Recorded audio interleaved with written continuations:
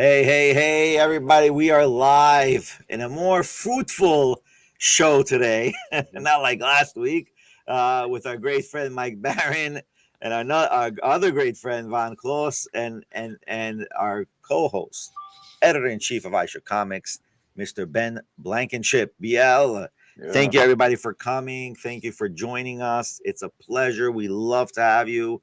Like I say, I love to learn about the comic industry, learn more about the stories that are being told out there. And stories are good to tell. They encourage people. They give people a bit, like escapism a little bit in their life, make them feel better. And we are, and hopefully we can be, well, you guys for sure more than me, but like you're here, I'm like all the way down here, right? Like you guys doing it day to day, for many years. And, we only have to respect that always. So let's introduce Mike and Von Klaus. Mike, go for it. What's new? What are we doing? Where are we at? Well, I'm in Colorado. No, So what we would, Sherlock Holmes Leviathan has just gone to the printer. Wow. We will get it back later this month, and we'll start fulfilling later this month, as we always do. Every book that we've produced at Baron Comics has fulfilled on time. And then we're getting ready for the next campaign. I can't announce it yet. That's up to Chris, who runs my shows. And Chris is a genius. If it weren't for Chris, I probably wouldn't be here. He makes all our videos, and he's a professional cinematographer. But I've been busy otherwise, too. I have a new book in the works for the Rippaverse. I can't discuss it yet because we signed these non-disclosure agreements. But I did mention Tenure, and novel number 2 will go on sale 1 week from today. That's the creation of Blaine Pardo. One day Blaine called me up. I'd never heard of him before. He said, Mike, I like your stuff. I'd like to collaborate on a book with you. And I said, great, what do you got? And he came up with this scenario about a university professor in Portland who refuses to use a student's preferred pronoun and how it destroys his life. His wife's run off the road and killed. SWAT team kills his daughter. And finally, he's got nothing left. And at that point, like any good vigilante, he says, well, I've got nothing left to lose. And he starts going after everyone who destroyed his life. Now, both Blaine and I have been on the receiving end of cancel culture. And it's had a profound effect on both of us. And that helped inform the book because we've lived it to a certain extent. The reception has been rapturous, to say the least. It's a very popular novel. And I'm working on the third one right now. Wow. That's great. Wow. It's the timing of it so perfect too, because everyone in general is fed up with cancel culture and wants to see fun stories that teach us about it, but also, see some people fighting against it and make, going crazy. Well, I mean, honestly, cancel culture is a factor point, right? It is something that affects people's lives. Less so every day as people become wise to it. But 4 or 5 years ago, these people, we call them cancel pigs, were very successful in destroying other people's careers. Yeah. You may have heard about Ed Piskor, who is an Eisner Award-winning cartoonist who allegedly made improper advances to a young woman he'd never met. She was 17.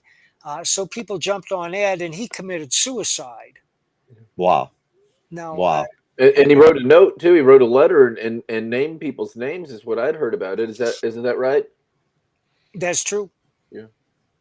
And all she had to do was present parts of DMs out of context that really didn't incriminate him in any real way, and they took everything away from him until he killed himself. And that was that shook comics to its foundation, that maybe we've let these weird, angry people go too far with what they're getting us to kill ourselves. And it's just been sad. I've always said that comics attracts a disproportionate number of disturbed personalities. Look at us.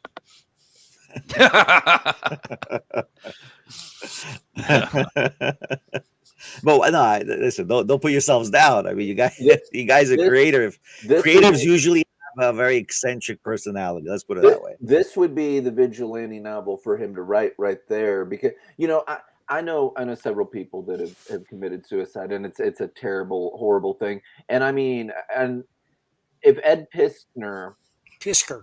Pisker, if he, instead of just killing himself, if he would have said, "I'm just going to mow down a bunch of these people and try the process," it would have impacted him more, because you know that these pious buttholes, that it's just like, who cares?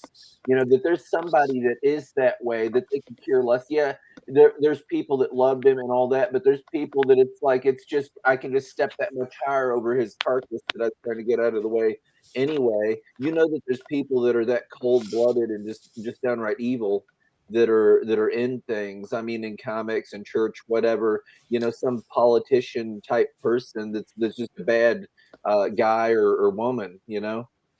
You know what they say about faculty infighting at universities? The fighting is so vicious, especially because uh, oh man, because the results, the prizes are so meager. The fighting is so vicious because what they're fighting over is so inconsequential. Yeah. That's it. I like that. Hence it makes it a very vulgar fight, right? Yeah. But when you have two CEOs fighting, they're going to fight with class. We're talking about billions of dollars, right, or millions. All right. You know, I'm glad I didn't become a professor then. Damn. I've had a lot of petty fights. I was hoping Ed would have made his own book and crowdfunded it and made ridiculous amounts of money after getting canceled, and just showed people that they can't take his talent and craft away from him. If it had been autobiographical, that might have succeeded. I have to say that books that are autobiographical are generally a lot more interesting than books which try to emulate superhero culture. And I'm thinking of material by like Spain Rodriguez or Robert Crumb or Harvey Pekar. Those books are fascinating, and they're well written, and they're fresh because those people lived those experiences, and you can sense that. You can tell when somebody is speaking a truth that they have lived. I hate to use that term, but tells you something that's personal and unique to them, and that's one of the things that makes their books fascinating, is because first of all they sound like real people, and secondly they sound like nobody else. Wow. By the way, I love there's a rule: when people attack you, that means you're a very important person. If they don't attack you, that means who are you? Like, you don't attack a nobody, right? You're attacking somebody. Sorry, Larry. Well, I wish that were true, but in high school, people would attack the oddballs and outsiders all the time. Because those are there. Because in that's true, but the oddballs and the outsiders are the ones who became millionaires, billionaires, successful comic writers and comic creators, and successful literally on everything else, right? Like that's the reality. Sometimes. But there have Definitely. been a lot of child suicides because That's of true, yes. the abuse they've endured online, because other little shits don't like them and try to make their lives miserable. When I think back to when I was an adolescent, I'm ashamed of many of the things I did. Oh wow, Yeah. Right. No doubt. I mean, that's important. I mean, today it's much more extreme than it was when we grew up, because Of when we course. grew up there was no online. It was That's not, right. it was much That's right. easier to cope. That's crazy. I mean, it doesn't mean it wasn't hard to cope, but much easier compared to now. Mr. Von Klaus, what's going on with you? What's new, brother? I miss you guys. I mean, seriously. It is so good to see you again. Thanks for having me. Right now, Always. Terror in the Trenches 2 is gearing up for its next big campaign. It's darker, it's more brutal than ever. Black Terror, I brought him back from the golden era into our era with the amazing artist Monica McCagney from Italy, and we made something beautiful, brutal, dark, and fantastic. We've reinvented the character while staying true to him so that fans are still very much appreciating what we've done. And this second book, he's going up against nastier bad guys than ever with powers, unbelievable powers. We got a sniper with mutated eyes that doesn't need a scope. We've got a undead trapper type mysterious character you're going to find a lot out about as the story progresses. But it's pure brutality. It's pure Black Terror's damage that he's done in the past coming back to haunt him. And this is going to be kind of the Empire Strikes Back of it. It's 3 books total, and this is your dark fallen moment, where everything goes to hell. So I hope people check it out. It's really brutal fighting, but as the fights progress, the story unfolds too. Like all these cool secrets get revealed in this one. So wow, no, definitely, everybody should definitely jump on that. I mean, I'm already goosebumps with both comics, with the Sherlock and what you just said. Like, wow, like this is story galore, man. Honestly, if only we had a budget like DC and MGM, right? Like, and Warner Brothers, like we can get these products out there. Benny, I have the first book. It was one of my favorites that I read last year. It's fantastic. He's in the modern era. He had fought Nazis. He's fighting them again because some have resurfaced and they're coming after him. They know who he is. It's just great storytelling. Von, is it going to be a limited series or is it going to be ongoing, or do you know yet, or is it based on demand? 3 books. Okay. Tell the whole story. The script has been done for a long time. I knew I needed to split it into 3 because it's a little over 200 pages total. So 3 campaigns ought to cover it. And a trilogy is just fun too. If people are going crazy after I release the 3rd, I'll do more terror. I'll come up with more tales of terror. Yeah. I mean, how do you know the metrics of how the response are based on sales or responses or reviews? It's going to be, if the sales are good enough, the reviews will definitely keep me will probably make me have that itch to make more. But if the sales aren't there, I might just, be moving on with other things. I've got so many other stories for you guys. Wow. So you do metrics based on sales and then based on reviews more or less. Yeah. And it's a finished story and I haven't thought of anything new for him. And if I do, and I'm that passionate about it, that's what I do. I'm a surfer, man. I catch the wave that I like and I ride it for a while. And I've got another brutal, violent as hell story about an actor that gets zombified and tortured for years by the Hollywood elite and then makes a deal with the zombie queen to regain his mind and comes back for revenge on everyone. So I want to do that next. It's called Rerun Man. That's awesome. He keeps coming what back era like a is that? rerun.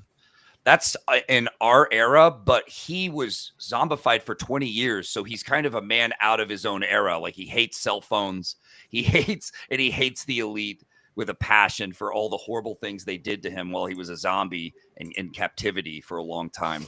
So it's a really, really great story.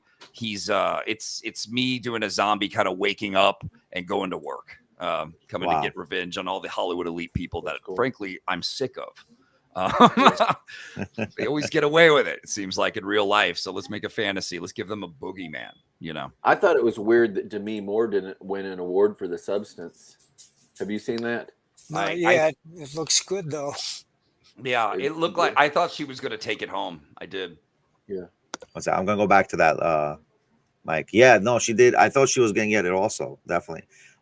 Question: did you guys hear the new news that apparently DC and Marvel are doing crossovers? Yeah. Yes. Is that real? Yeah, because I thought I saw on Instagram. Yeah. I don't know. Is that done like before? Yeah, it's real. They did it. All right. They did it. All right. I mean, they're saying Batman and Spider-Man are coming back. So I just want to share Mike's page here with Sherlock Holmes Leviathan. Yeah, that's the latest project. It's at the printer. Wow, beautiful. Beautiful. Benny, there's all kinds of comic news being talked about and going on. You see, I'm wearing my spoiler alert hat. They've got Daredevil episode 1 and 2 that's out right now. And no. I gotta close my ears. If you know the comics, Foggy Nelson at one point fakes his own death. They kill him in the first episode of the season, but I don't think he's gonna stay dead. Yeah. So I mean, all kinds of things are going on. Conquest has showed up in Invincible. For the big finale of this season, the next episode is the finale for season 3. Benny's throwing things across the room. Benny's been seized by aliens. He's screaming in a pillow right now. That's why. No. I just had to reset the color. Don't probe me, bro.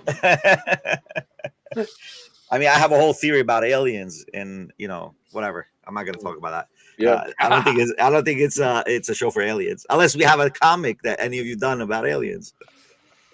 Yes. Yeah. All right. So there is in Judaica, in Judaism, there's biblical evidence that we can refer to where in the Bible there's a quote of an alien directly, and it's accepted in all Judaica. Yeah. You know, Benny, I'm adapting the Talmud into a graphic novel. No way. How? It's going to be huge. How are you gonna do that? I'm just kidding. I'm like, how? Like, why not? There are a lot of good stories in the Talmud, by the way. There's a lot of good stories there. House of David is going well so far. I've seen 3 episodes of what is it? They've got like 9 out right now.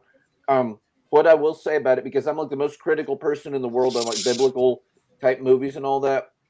Years back, I was watching one of these Jesus movies, right? And I was thinking they did this wrong, and they did this wrong, and they did this wrong. You know, that just sounds so priggish. And there's this woman up in the front seat, and she's crying, and it touched her and made her where she wanted to get closer to God. And I thought, you know, I'm really a jerk. It's like there's things that can reach somebody, even if it's not spot on over here, over there. They do begin every episode by saying that they've added stuff in just for story and all that. They get a little Game of Thrones and whatnot. From what I've seen of it, I feel like they care about the source content. I'm not saying that every single thing's right, but overall the story kind of follows it. I don't think that Abner was out doing the things that they had him doing and all that. I like what they're doing with my boy Samuel. I like the prophet Samuel. So it's good stuff. Well, based on what Ben told me last time, we had a whole conversation about this David show. I exit completely. This is there. It is not at all. Like, I can tell you one thing, the 10 Commandments movie by Charles Heston, right, is literally accurate to so many rabbinical and Talmudic sources, except for one thing where he's kissing the queen of Paro's daughter. Like, that never happened, right? I don't know where you ever get that, right? But everything else literally is like true depiction of rabbinical. Woman, and they have him kiss her on the mouth. Why is that not going to happen in a movie? No, it was but Charleston's idea. You think so? It was? I don't know. I thought it was. Yeah. Anyway, I think when you do biblical movies, you already fail. You already fail, especially if you don't use sources or back up the sources to where there's enough stuff that they've got going on with that they undoubtedly have used sources. Again, they're not doing everything right, but they're putting more loving care into this than the Rings of Power ever thought about doing. Yeah, but the reality is King David was a redhead. It clearly says it in the again, what I said. He was 30 years old. Ginger side. Why are you taking down all the redheads? Even in the Bible, the redheads don't get accreditation. Do you know what though, Benny? You talk about the redheads thing. That sounds just like a John De La Rose thing, but the very women that he targets are redheads. The literal women comic creators. Anyway, that's points at meetings for going up against our redheads, and he's like, "Stop killing up the gingers." But that's who he's trying to get fired. I'm just saying. I got you. Hey, Mike, was this your first time adapting Sherlock Holmes for Leviathan? Oh yeah. Oh, cool. How'd you like it? Was it fun? Yeah, it was. And the reason I did it is I'm a lifelong Holmes fan. Yeah. Wow. You finally got to do your Holmes story. That's cool. Yeah, and the funny thing is that when I started doing it, I would not have been able to do a novel like so many have. But in a graphic novel, I picked up the language. It came naturally to me. And one of the reasons is about 3 years ago, I decided I'd watch some Sherlock Holmes movies, and I watched dozens of them. And of course, those two have to emulate the Conan Doyle's style of writing, right. So they all speak in that Victorian language, which is very class conscious and very circumspect too. I mean, they don't use vulgar words. They talk around things. It would be too rude to speak frankly, right. And that came very naturally to me. And as a result of watching all those movies, I decided that Jeremy Brett was the best Sherlock Holmes, followed by Benedict Cumberbatch and Basil Rathbone. Nice. Wow. But there are so many great actors who've done Holmes, like Nicole Williamson in The 7% Solution. And he only made the one movie, but he was great. That's a good one. Is that the one where he's on heroin? It's cocaine. Oh, cocaine. And that's Okay. that's what they're referring to on the 7% solution. And so Right. Watson insists that he go see this newfangled shrink in Vienna, who's Sigmund Freud, Sigmund Freud, played by Alan Arkin. which is And awesome. and of course, a mystery arises. That's just my dad made me watch that one as a kid and made sure I learned my Holmes early. It was cool. Honestly, I think everybody should be reading these old classics, because that it's a mindset that trains your mind for focus, I better agree. understanding. People that like that's where we're losing today. I mean, you can't grow up with TikTok post feeds and expect that's your literature of life. Yeah. Like that's Well, never going to get you anywhere in a sense. they That's say the why quote that always sticks with me is if you want to learn something new, read an old book. wow. Do you That's a know great that quote. Mary Shelley was 20 when she wrote Frankenstein? Wow. It's awesome. That's I love awesome. Frankenstein. I Crazy. love the original. It's great. That's amazing. I mean, what are 20-year-olds doing now? No offense to the 20-year-olds, but what are they doing now? They're on They're writing werewolf porn. TikTok. OnlyFans. Right, that's for sure. probably it. Wow, that's unbelievable. It's a big difference in time and with capabilities. I And think what- go ahead. I'm sorry. Well, they had shorter lifespans there, so they accomplished a lot more early on. I mean, the average lifespan when she wrote that, which was back in the mid 19th century, was probably 50. Right. But they were working at 14 years old already. They were already hitting That's right. the That's fields right. and By the everything time else. you were 15, you were married and had 2 kids. You were working Yeah. on a farm. Wow. Yeah. So I like all this old folklore stuff because that's kind of what you're talking about, things like from back in the day. Do you not prefer when vampires would turn into moths instead of bats? Because I just think that's creepier. Because when there's a moth around, because we've all had that experience, it's like get away from me, and you're like swinging your arms around. I like them to turn into moths and fog. Well, I'm not crazy about moths. There's a book called The Dracula Holmes File by Okay. Fred Saberhagen, in which Holmes and Dracula team up to stop a killer, believe it or not. Wow. Do you know that there's a Sherlock Holmes equivalent of Hellraiser that had Clive Barker's blessing? No. It's like the Hellraiser What? story, but it's set back then, and Holmes is talking about the box and everything. Is Oh, it cool. a novel? Yeah, I believe so. Novel. There are more Holmes novels now, 10 times as many than Conan Doyle ever wrote. Yeah. Is that the benefit of a copyright passing over? Well, it's partly because it's open to anyone, but also because he's the most memorable character ever created in fiction. Right. Sherlock Holmes and the Servants of Hell is the name of the book. Amazing. Yes. Wow. What are the prospects for the future, next year, 2 years coming? What do you guys have in mind? Like, what's your aspirations to make happen? I have a goal. I have a goal to start writing novels and putting them up on Amazon. I want my comics to hopefully be doing better than ever, and growing my business through that. And what else can I say? I've got other great comics on the way for you guys, and I'm always juggling until they just finally come out. And yeah, I want people to start knowing my name more in the next couple of years. I think they will. I think they definitely will. I mean, I know your name, and I'm not into comics. Like, I love comics, but I'm not into comics. It's two different things, right? Yeah. Now I'm trying to get into comics, right?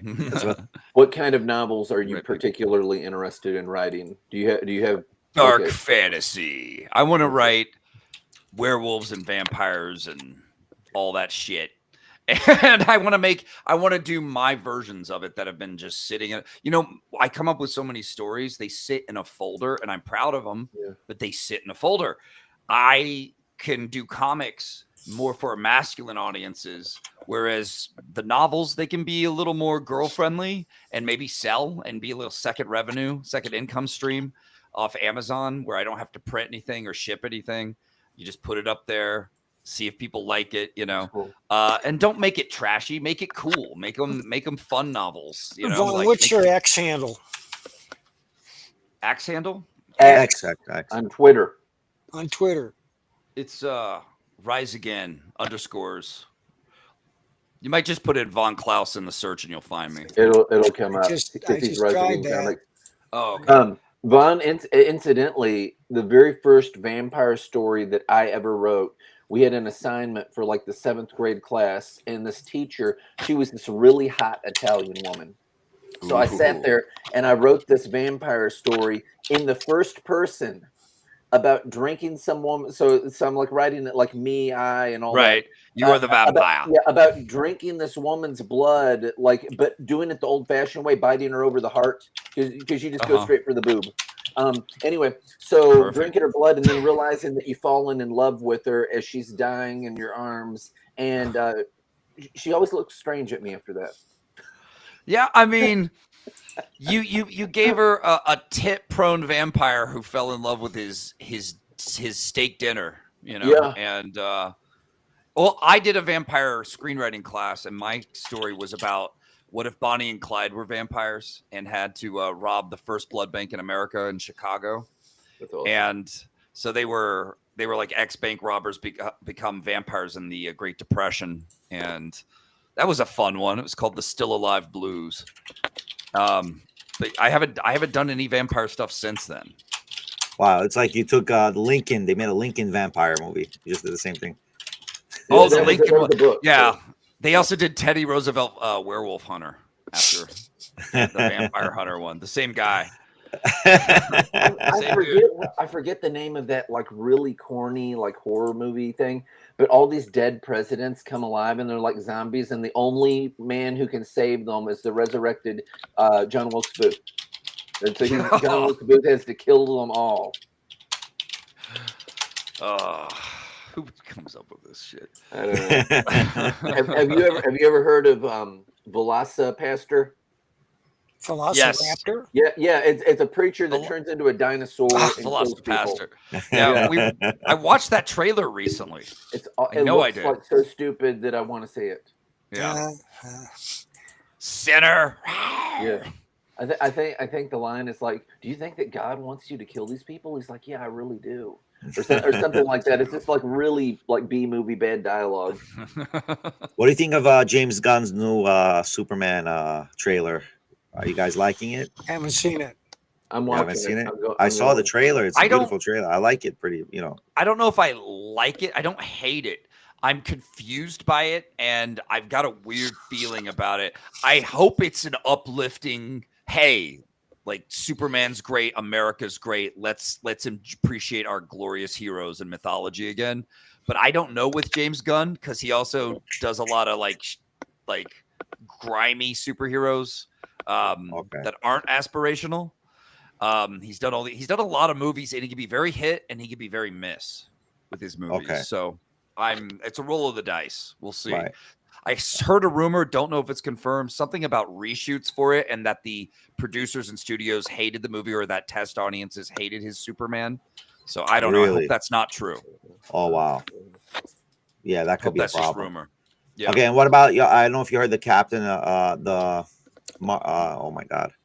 Captain America. Fantastic Four. Yeah. Apparently it's going to be a long movie. It's like a 2-3 hour movie or something. Yeah, Galactus. Like I read news on that. I don't know. I gotta let the fact checkers check me on this. But I heard it's a long movie, and I think Doom comes into that in play over there or something. No, it's Galactus is the main villain. Galactus, but I think at the end there's some sort of cameo for the Doom movie. Oh, okay, yeah, right. Because they're gonna do the Doom right after Avengers Doom movie. Yeah, yeah. So I heard something like that. Listen, and apparently it's being played differently because, and this is what I read in articles, that it's being played differently because it's in a different universe. This is how they're getting away with changing the characters and the actors. What it does. It kills continuity. It makes people not care. It hurts sales. Right. When you say that nothing in comics matter, that we can race swap this one, that we can do this, that we can do that, we can kill somebody and then we'll just turn around and bring them back like every time. It makes people think that why do I need the other comics if nothing in the story really matters? That's true. I agree with you. But I think when they did the multiverse, it just gave them an opening to do anything they want already. Yeah. Well, here's the thing. If they do it where we love the Fantastic Four and then they have them come out of their universe into the Marvel one by the end, because they are that type of family, right? They Right. top universes. It could be quite refreshing and fun. They'll bring this other world, like this other era way of approaching things into the Marvel universe, and they'll stand out because of it. It's all in how they handle it in the end. But if you just pass it off as multiverse nonsense, it waters it down. It makes it not meaningful, like you guys were saying. I have to agree. For sure. So did you like the way they did in Spider-Man in the movie, where they brought all the 4 other Spider-Man's movies, all the That was amazing. If they fixed everything that was wrong with it in that movie. Yeah, they did. I think so? Yeah, all the Venom, Sandman bull crap, they actually made it to where it was like it didn't feel so bad because they cleaned it up so well by having a movie that didn't suck with the characters in it, and the girl that died, Gwen Stacy, and then the one like saves the other MJ because he's not going to let that happen to him, and so they like make it meaningful, and then you've just got Defoe does a great job. I mean, Dr. Octopus, whatever that actor's name is, he's amazing. He was just so likable anyway. No, hey guys, I got to beg off. Okay, No man. problem. Thank you for having me. Thank Do it you for again. coming on. We appreciate you. Tenured, Thank you. y'all. Thank you See you, very much. Mike. Bye. See you, man. Yeah. I didn't see that movie. I feel a little guilty. It's fantastic. I'll watch it. I will give it a watch for sure. I didn't keep up with the new Spider-Man Disney movies. Yeah. I just didn't. So here's the thing. Here's the thing with those last movies, and people go wild over the MJ changing, and yeah, they've got the garbage where it's a different kind of world. In the first one, they try to mess with you because she's like interracial, and her dad's a white guy. He's the Vulture. And so it's like, surprise, he's her dad. So that's like kind of the jump thing that they do there. The second one is Mysterio. That's done fantastic. He's got a lot of these flying things that project stuff. And they say, Peter Parker, Spider-Man, he shoots a video. It's all over the world. Everybody knows it. So Peter Parker's like, well, I'm going to go to Doctor Strange and I'm going to have him undo that. And when he does that, it screws everything up. And that's when they start getting these other Spider-Men there on the planet, the other two. Yeah. And the Tobey Maguire, he comes in like the last of them, and somebody tells him in it, which I appreciated. They said, are you going to put on your suit, or are you going to go ahead and fight dressed like a hip youth pastor? So yeah, but it's cute. But no, I like what they do in the movie. They try to fix all the bad guys, and the whole Green Goblin thing, that he comes off as this nice guy, but he's got this other personality, and he like flips and all that. So things don't go as smooth, and it's like, what are we going to do? And you've got how many ever of them that it is that they're fighting, and they I'm trying to think of how it goes, what they say, that have you ever fought an alien? And I want to fight an alien, and I fight a guy in a rhino suit, and and so they even have stuff in the dialogue that makes it cute, stupid things that they had in the other movies, which wasn't necessarily the best thing. No, I liked it. I mean, I thought that it was actually like good. It wasn't just like okay. Right. Like Craven that I watched isn't like a wow movie. It's totally watchable. It's fine. You're not really craving a sequel. Sorry, Craven. Yeah, I know. But the movie. We ain't Craven. Because I told my wife, I said he could exist without Spider-Man because he's a trophy hunter. I said, so that kind of works. They go their own way with Rhino in it. They kind of do their own little thing with Chameleon in it, which I liked. But it's not something that I see them doing spinoffs in all four. No. That would probably have been a better. They didn't make enough. Right. Yeah. Wow. Isn't it weird when you're a kid growing up loving comics and you dream of, if only they make a movie, if only they'd make a TV show. And now it's all here and they're like, who else gets a TV show? Echo. And you're like, who the fuck is Echo? Yeah, everybody got a TV show. They scraped that bottom of that barrel. And they made sure every freaking character got their own little moment or show. And I'm just going, a lot of these characters don't deserve it. No, I'm actually going, pull it back a little bit. Make it big and special, But, I mean, the Daredevil TV show was really cool. The Punisher show was cool. Anything that got my parents into Marvel, I thought did its job because they didn't read Marvel growing up. That was the weird thing their kid did. Now my dad thinks Daredevil's amazing. He likes the character of Wolverine. He gets them, but it's only because of those movies. You know, they changed everything. The stories that you were a weirdo for reading growing up or an outcast became the mainstream because they were cool. You were right, everybody. You were right. And these characters are great. So it's in a way there's goods and bads to that, you know, to them becoming a mainstream thing. But I'm really happy with it in a way. In another way, I'm like, I don't know. They were our secret little escapes that people weren't messing with as much. I liked when they did Penguin. To expand on that, like how he builds up into what he is before the next Batman movie, which is taking way too long to get out. It's not going to be out till 2026. Oh yeah, they're writing it right now. Yeah, people keep speculating what it's going to be. I don't know what it's going to be. I don't know what's going to go on with this Clayface movie. How he's getting his own thing. Clayface is getting his own movie. Clayface is getting a movie. What a waste! What a waste of time. Well, they're gonna do it as a horror movie with a lot of body horror, and they're gonna do. You're right. Dugan or whatever his name is that the guy? Because there's been. But it's such a waste. Clayface was never a primary. Like he was never. Yeah. He was just like a sub character to help, like the process of Batman. They've had like 3 or 4 Clayfaces. So is it going to be the old school one, or is it going to be just the new? Because Joker was able to do a successful movie on his own, but they changed him so much. So it's Clayface. Don't expect that much loyalty.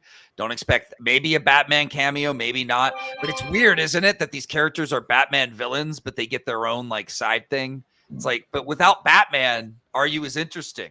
But they did that with Catwoman too, Halle Berry. Yeah, they did. They gave Catwoman her own. Hey, she's a hot, you know, mystical cat hero or whatever.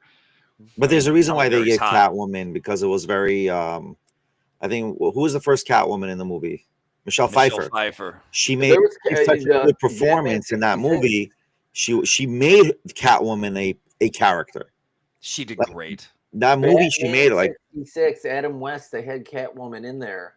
Yeah, but that was not as popular as the movie when the first movie came with Batman and Batman Returns. And then in the movie, she wasn't in it. I think that was like a Miss America or somebody that they had play her. I can't remember what her name was, but she was like a beauty queen lady that they had play Catwoman in the movie. They switched. They've had like 3 Catwomen in that Batman TV show in the 60s. Yeah, really. They had 3 of them. Yeah, I think 3 different actresses played her over time. I mean, I used to watch it when I was a kid. That Batman show.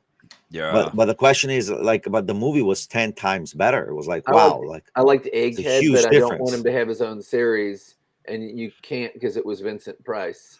Which who I also love. Isn't it weird that they had Egghead instead of Two-Face on that series? Yeah. Where was the Two-Face? I heard they planned to do him, but they never got to. They should have. You know who fixed that in comics? Kevin Smith.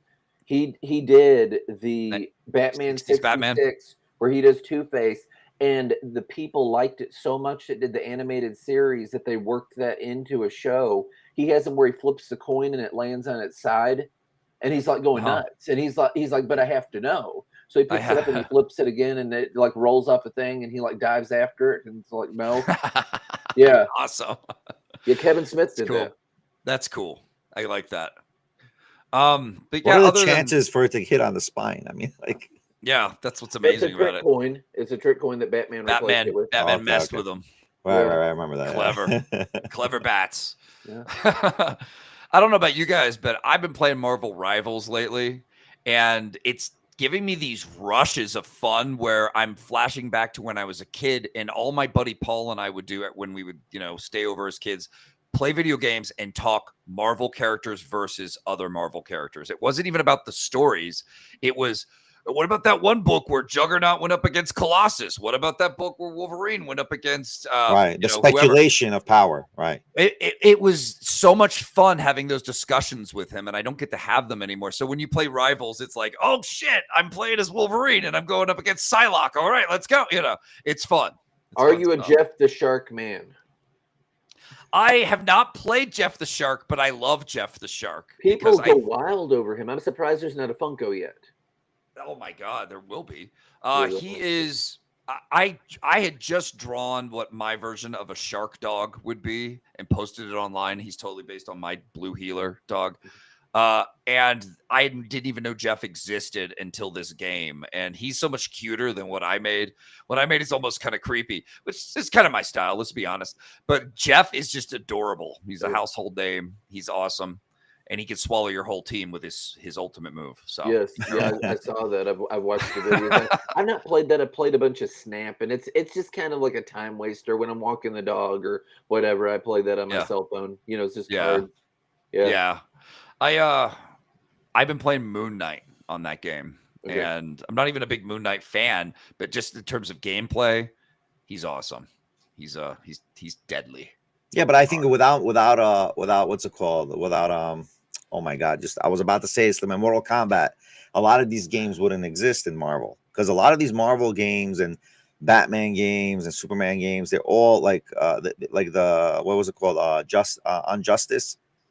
Oh, Injustice. Yeah, Injustice. Like all these games adopted the Marvel style of video game. Benny, I don't know if you realize this or not, but there's a Mortal Kombat game where they fight DC characters. Yeah, I know that. And it sucks. I've played it. It was best. It was the crazy. Combinations of the my kids love it. My kids love it. It's an awful Mortal Kombat game. It's maybe terrible. because you grew up with the first Mortal Kombat. Right? Yes, I did. Yes, okay, I also did, but the fact of the matter is that they weren't exposed to the Mortal Kombat. So in order to expose to the Mortal Kombat, you got to expose Wolverine. They were exposed to Wolverine. They were exposed to X-Men and Marvel and Spider-Man. So for Mortal Kombat to get back to the game, back to the sequence, they had to combine it somehow. I think. Yeah, Mortal Kombat guys did DC fighting game Injustice, whereas Capcom did Marvel versus Capcom, and you got your Marvel characters there, and those are still popular games. Right? They're really cool. Really, yeah. But the first crossover, by the way, was not DC or whatever. It was Ninja Turtles. The Ninja Turtles were in the first Mortal Kombat games, if you remember. What are you talking about? I don't even. You don't know this? Ones? The first ones? Yeah. They were as a. I gotta Google this. So I know there was like Capcom versus Marvel and all that too. I don't know if you know about that. That was a fun. huge thing. Yeah, it was awesome. Awesome game. Played the hell out of it. Bought like one of the more recent ones that they came out with. It's so crazy to see DC characters murder each other in a Mortal Kombat style, but it was so cool. Injustice was made by people in Chicago when I lived there, and I remember I was trying to get a job with them back in the day. It's like, let me into your studio. I can write this shit. That's awesome. They did a good job. They did a pretty good job. But Rivals, it's less Mortal Kombat-y. It's more, team. You all have everyone's very powered, and it's more strategic teamwork, using your ultimates at the right time, and just having a damn good time. It's a lot like Blizzard's what is it called, Overwatch. Have you guys ever played that? I've seen it. I've not played that, dude. If I sit down and play a video game, I get like hooked into it and all that. The ones that I typically play are these puzzle platformer type things. Do you know what like Limbo and Inside and games like that are? Inside, I know that. I love it. Yes, I would probably love Little Nightmares. Oh, that's a popular one. That's a really cool looking one. Very stylish, very creepy. But yeah, I mean, other than that, it's weird. I don't try to write superhero comics, but I have some ideas here and there. And when I do write them, it just flows out of me. I love superheroes. I know some people are snobby about them or ambivalent or whatever, but they're so cool when you write them correctly. There's so much more to them than people give them credit for. Well, there's a lot of depth. They represent something bigger. Yeah. If you say like Daredevil, for example, I mean, you get the series out there. He's not this overpowered guy. His powers is disability, which they later go into a book and say that anybody could do that if they were like tapped into that. It's because he lost his sight that he gained these other abilities like in tune to that, to where he can do all the stuff that he can do, and he's trained and whatnot. But I mean, so that's different than a lot of other things. Red Hood is the same way. Batman is the same way. Punisher is the same way. They don't have superpowers. Even though they'll have some stuff where they're doing things that aren't like within the realm of what a person could do. They represent things greater than them. They really do. And oh man, I'll never forget the time some hipster I was talking to was like, "I'm reading a comic right now. It's Hawkeye. He doesn't have superpowers." And I was like, so neither does the Punisher. But he acted like it was the greatest, like he was the coolest dude in the world to read about a character without superpowers as if it was some big new thing. And I was just like, it's not new, dude. It's been done. Yeah. But that's just how he presented himself and everything. That's what hipsters do. Couldn't stand him. Couldn't stand the guy. But what else can I say? I love both. I'll love a comic that doesn't have to have superheroes. I don't just seek out superheroes only, but I also appreciate superheroes and will write them and make cool stories. How long does it take for you to write? I think, did I ask you this last time? I think. I don't know. I'm very fast. Once I get my outline down step by step, 3 acts, I'm ready, and I could churn out 10 pages in one writing session or 20 and get a whole issue done in one night. I can move fast because I can feel and hear the story and visualize it. And then once everything's set up, I mean, the script part becomes easy, becomes like butter. Wow. So, by the way, there's a new announcement from Google that I got from YouTube. Google, YouTube. Yeah. So the new announcement is they will be automatically dubbing all no, they'll be automatically dubbing all YouTube videos starting next month. What are they going to dub? Japanese. It's going to be dubbed automatically to Japanese. What? With AI? Is this like an AI thing? I think so. And you can, and it's going to, so like whatever we're doing now, like next month, we got to do another one, like when this releases. So this way, when we talk Konnichiwa, it's going to be like all straight Japanese. Domo arigato. Yeah.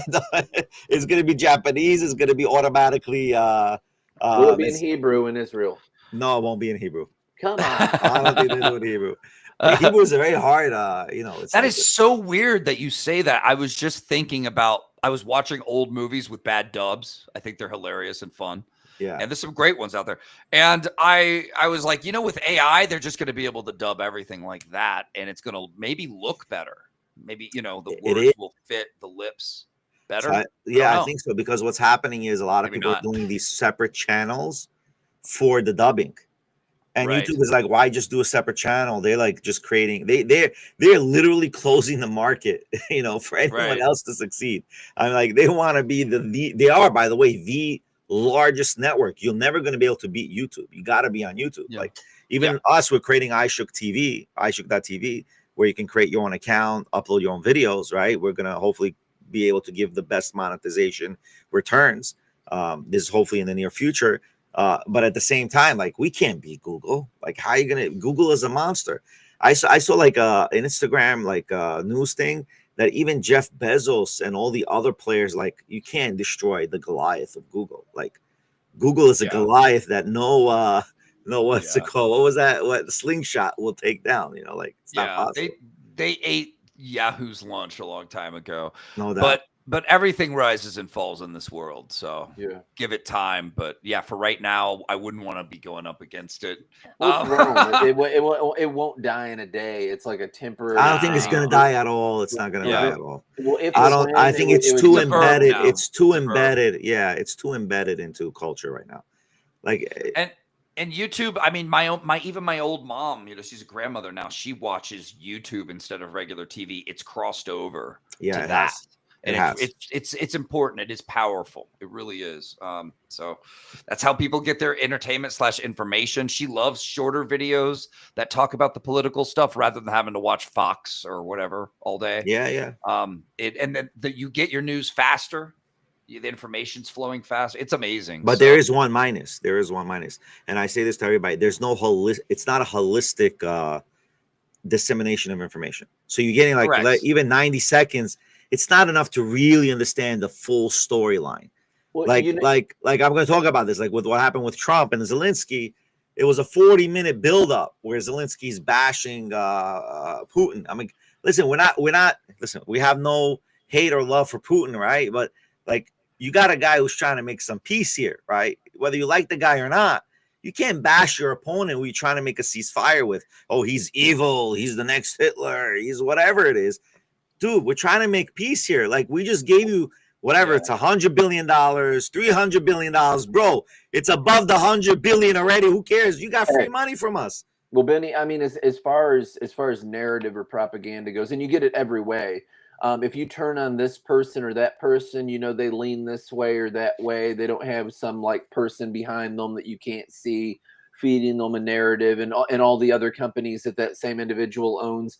But what you also have is you have people in real time holding out a cell phone camera, showing you a riot in the streets and all that, and you're like seeing all of it from an individual that's just saying, "Here's what's happening." Yeah, but that may have no more motive than that. But even those cameras are, you're taking one angle of a situation, right? Like, for example, you could take an angle of a situation of a guy beating up another guy, or God forbid, a guy beating up a woman. Yeah, Mad Magazine did that. Yeah, and then you can have the other angle where the woman is actually stabbing him in the back. You know, like there's a reason why she's being beaten up. There's been some stuff that was really plain that there's been like big media cover-ups, and I'm talking about like riots in the street of France and those zones and all that were going on that had been taken over by groups of people and whatnot. And you had people filming it and showing you this is what this really looks like, and it was really clear. And you had the media being like, nothing to see here, folks, which is almost like a Naked Gun movie scene where like the fireworks are going up behind him, and there's nothing to see here, but there is. I think that would be a great comic if a person can make a comic throughout history of what was taught and what could have been actually happening behind the scenes. Yeah. Like, what was really happening with Joan of Arc? What was really happening with King Henry? What was really happening with all these big players in history? I've seen YouTube channels like that where they're like, you think you know, but you don't. And I'm going to teach you about like the dinosaurs one. You think you know what they look like, but you don't. Right. Things like that. I've seen like the drunk. I mean, think about it. The dinosaurs are skeletons, and we're just presuming they're that they have scales, or that them we're presuming their flesh, that they're reptilian, right?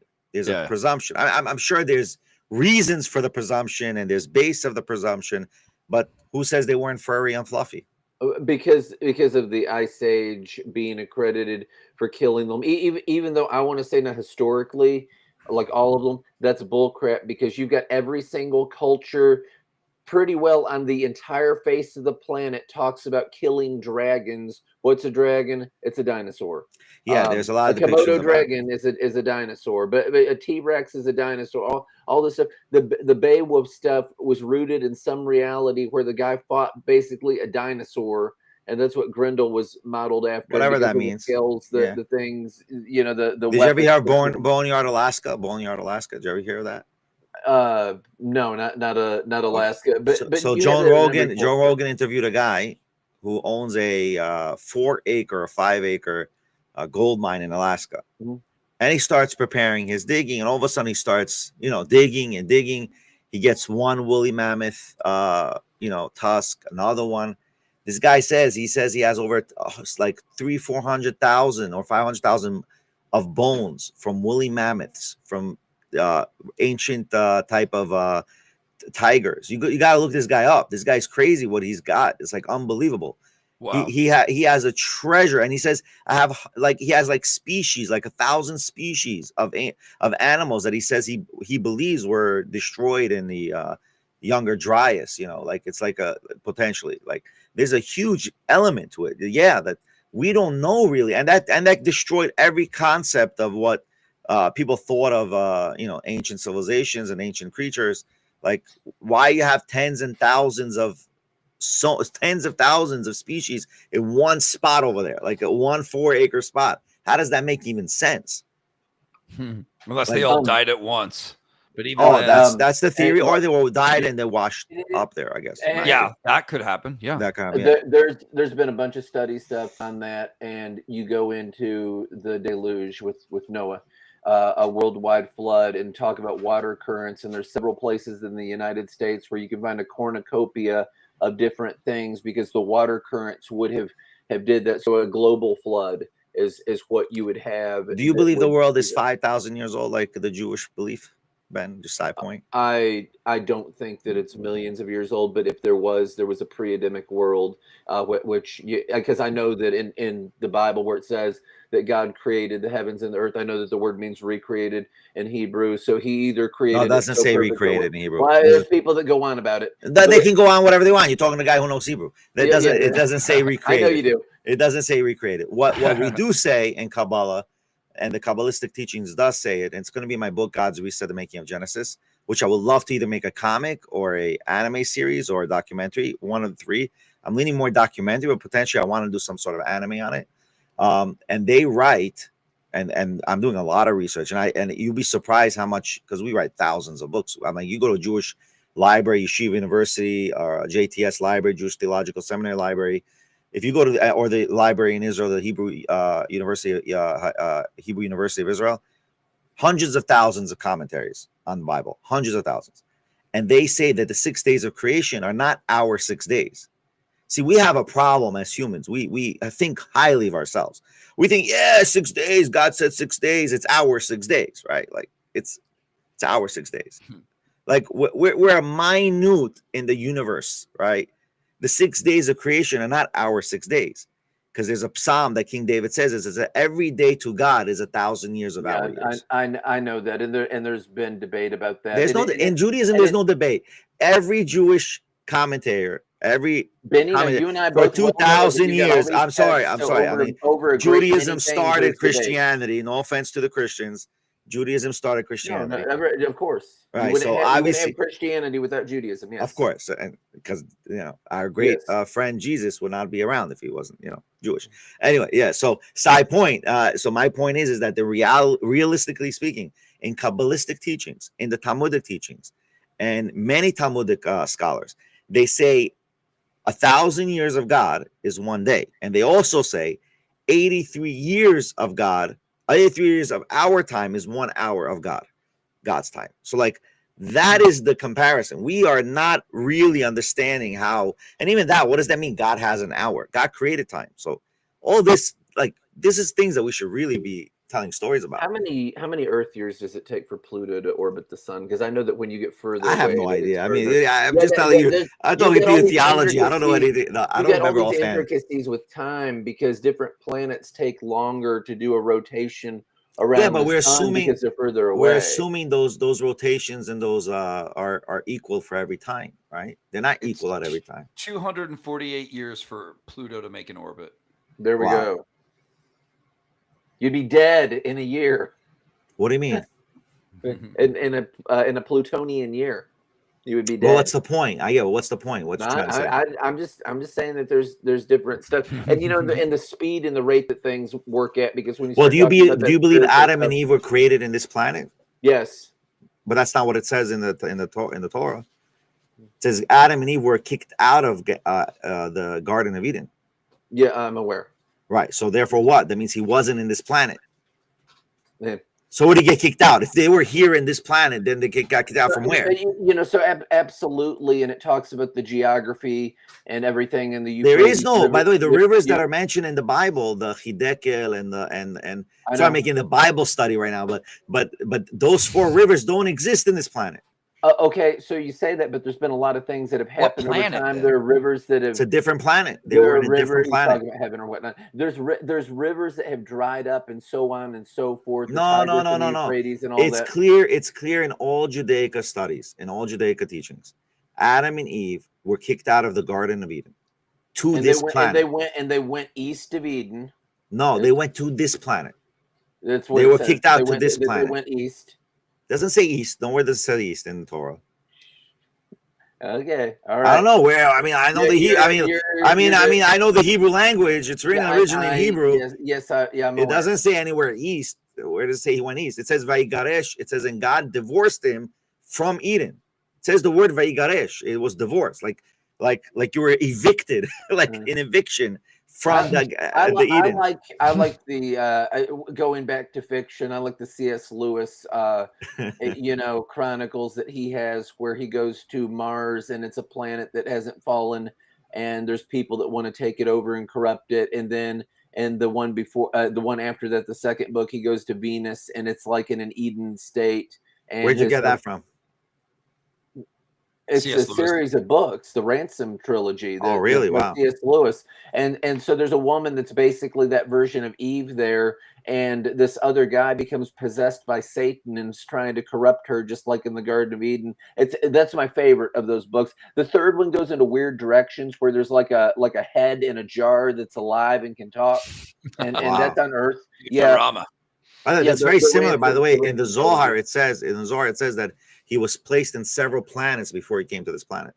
It's in the Kabbalistic teachings of the Zohar. Very interesting how that you mentioned that. I mean, I don't know so many books. I mean, I know books, I've but I read don't a know. ton, yeah. Yeah, It has like 300 and something books last year. Wow. It was mainly like audio books though, but I retained things. No, like that's the fine. original. That's audio, written, So whatever. My wife, what she had said is, she's like, well, he didn't really read those. He listened to them. I said, do you know what matters? And because I had this dude that was this way about the Bible, I said, so if you've got, and I'm talking like canonized, like King James Bible, just for ease.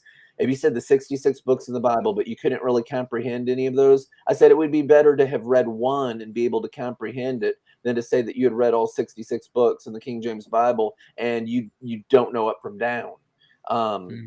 So yeah, but no, I retained the stories and all well. You know, I was in third grade, I was reading Shakespeare, but again, I didn't get the nuances that somebody would have in that day and time. Yeah, I couldn't understand Shakespeare myself. I love Shakespeare. Oh man, I love it. I mean, I read a few of them. I Yeah. get it. I don't get it.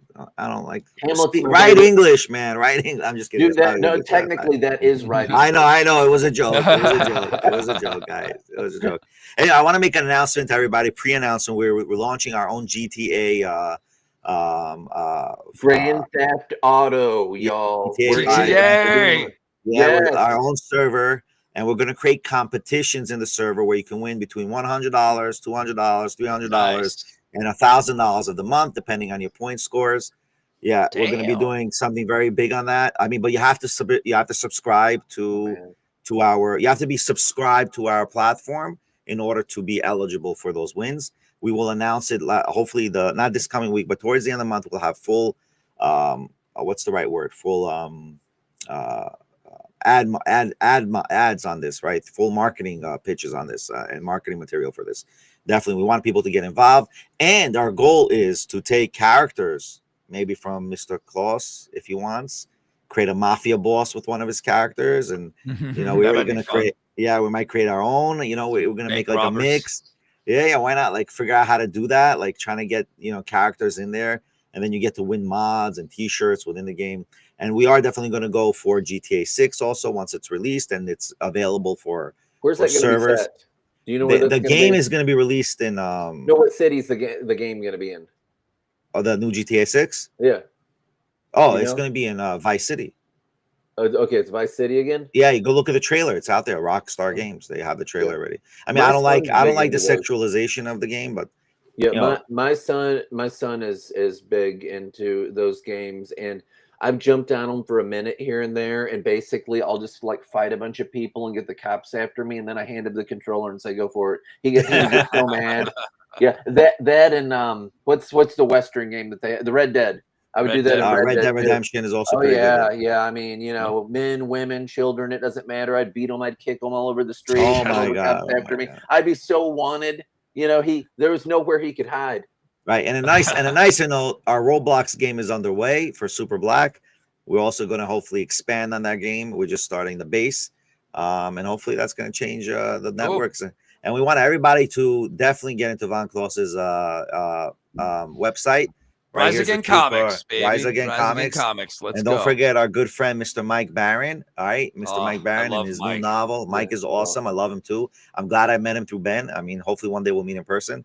And also you, Von. I appreciate that. One day we'll make something happen. Yeah. Take you out to dinner if you're in New York. The novel sounds awesome. He said that the first one went really well. A school teacher that gets canned, loses everything. Yeah, definitely. Gets canceled, goes full on vigilante. He says, I'm going to hunt down all of these people and kill them. That would be an amazing series. Definitely will be. I want X-Men coming back. Like I don't like the reboot of the X-Men was they had like 3. You were talking about but whatever. They got to do something back with X-Men. Anyway, but going back, so don't forget Mike Baron's website and QR code here. We appreciate Mike, and then we have our good friend here, BL. This is his Amazon, And this is his Instagram. Give you a few seconds to QR code this. Yeah, I and then got this, comics on there, novels, Yeah. novellas, storybook, yada yada Right yada. on. Yeah, and you know me, Click Benny on at Aishuk. Anyone who wants a promo or wants to go on our show, just message Oh, BL yeah, and we'll set up a absolutely. show. Do We, it. we love to grow our community here We and will hopefully not make. be on next week. No, we'll not be on next week. Yeah, we Okay. need a break. Yeah, we'll Holidays be in there. and whatnot. Yeah, Alrighty. yeah. Cool, I have cool. and then but I will still be doing Aishuk Daily. I'm starting again Monday, hopefully. There's a lot to talk about in the news and also other things that we're doing. Aishuk Daily by Rabbi Benny will be running again. I do suggest everybody, just stay tuned with what we're doing. We're going to be doing a lot of prize things, and we're going to be giving out in the prizes comics from our guests. I'm gonna buy them. Don't worry. Like, we're gonna give out comics, promotions. We're gonna do a bunch of stuff that we're gonna be preparing by April, mid-April. So we're gonna launch all these kind of things that we're gonna be doing for contests and prizes and sweepstakes. So please stay tuned with Aishuk Comics, Aishuk TV. You can check us out on our Instagram, on our X. Just Google Aishuk, you'll find us, no doubt. Mr. Cool. Von Klaus, please come back again. It's been a pleasure, my friend. It's been fun. Yeah, it is, and I like your stuff. I can, When I'm definitely ordering your stuff. Huh? Gonna start kicking in. That's what I want to know. I'm That's waiting. what I want to know. I will definitely make sure everyone knows when we pick our launch date, and we will get that going. So so come on when you're ready to announce it. Oh, I will. I'll be back. Announce it. Yeah, we'll promote it. I mean, definitely. Cool, man. Love it, guys. Thank you so much. Be well. Have a good night, everybody.